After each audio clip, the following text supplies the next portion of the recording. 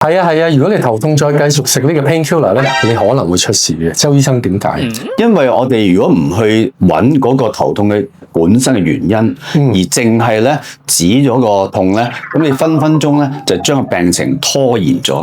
因為頭痛嗱可以好簡單，稅務局追稅會頭痛啦，係咪先？俾老婆揞啦，係一定啦，呢個就咁啊！但係呢個生 cancer 都可能會頭痛噶噃，係或者我腦裏邊可能有一個血泡又會頭痛，咁呢啲咧就可能搞出事、搞出人命噶嘛。同埋聽講咧，頭痛其實身體係發出個警號啫，咁所以似乎我哋應該係揾出點解令到你頭痛嘅原因 ，instead of 淨係食粒 painkiller 咯。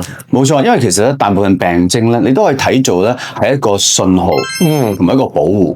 即係話，譬如你做嘢好繁忙，咁你諗到好辛苦，咁於是頭痛咧就令到你唔使諗嘢，第二就話俾你聽咧，喂諗夠咯喎，夠咯喎。咁所以如果你頭痛咧係持續嘅話咧，咁你一定要揾醫生咧，好好地檢查，睇下有冇啲緊要嘅病咧，要醫治個根源先得。收到晒，你收到未啊？